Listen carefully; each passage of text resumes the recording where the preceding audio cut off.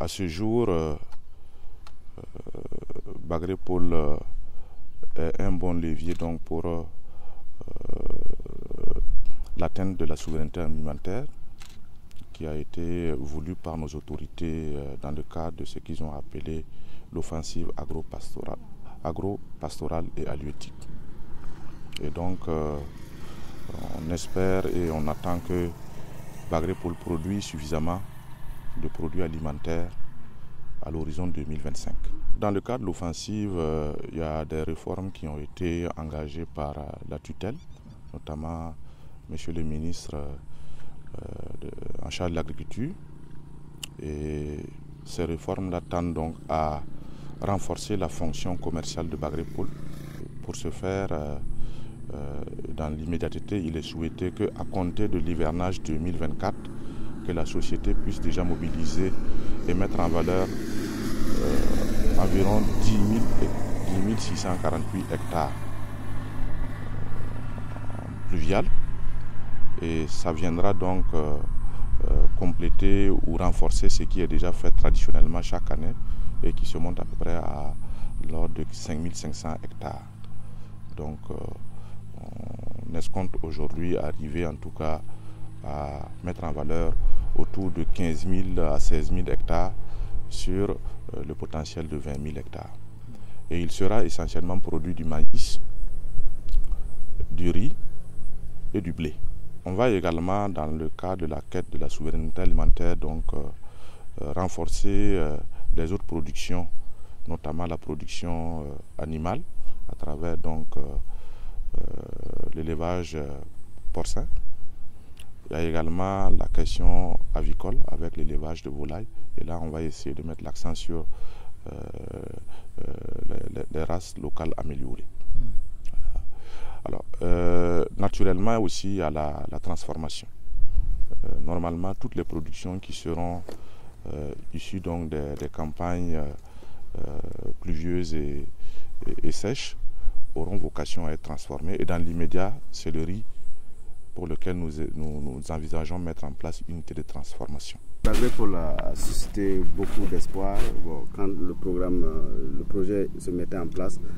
Pour d'aucuns, ça allait mettre fin à tous les problèmes qu'on avait, ça allait nous permettre de nous autosuffire du point de vue alimentaire. Est-ce que vous estimez, plus de 10 ans après, que toutes les potentialités de Bagré-Pôle sont exploitées? Non. C'est d'ailleurs pour ça que les autorités ont engagé ces réformes.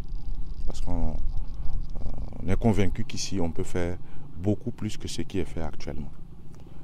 Et cela à tous les plans. Au niveau de la production végétale, je vous ai dit qu'on avait un potentiel de terre d'environ 20 000 hectares. Et aujourd'hui, c'est quasiment le quart de ces superficies qui est exploitée. Alors imaginez que nous puissions pousser donc la superficie, ne serait-ce qu'aux 3 quarts. Ça fera déjà un bon apport à la sécurité alimentaire. Au plan, je vais dire, aquaculture, et particulièrement la pisciculture, nous avons ici un centre d'élevage piscicole qui peut, en tout cas, combler ou satisfaire une bonne partie des besoins en poissons du pays. Et malheureusement, là aussi, on se rend compte que quasiment, il est exploité, je vais dire comme ça, à vue de nez, à moins de 10% de son potentiel. Alors, à imaginer qu'on puisse encore pousser à ces niveaux-là jusqu'à peut-être 80-90%, ça fera là aussi un bon apport. Alors, il y a une zone pastorale qui fait à peu près 16 000 et quelques hectares dans le pôle de croissance. Malheureusement, qui est géré de façon archaïque. Alors, si on arrive à trouver les voies et les moyens pour que cette zone pastorale puisse fonctionner selon des principes modernes, avec une production fourragère qui se fait correctement, ça pourra là aussi éviter déjà la transhumance et garantir que notre cheptel puisse avoir sur place toutes les conditions pour se développer. C'est autant de choses, je pense, qui sont importantes, qui sont dans le potentiel du pôle de croissance et que la société doit aujourd'hui mobiliser et mettre en œuvre utilement. Yafa, Yafa, Studio Yafa.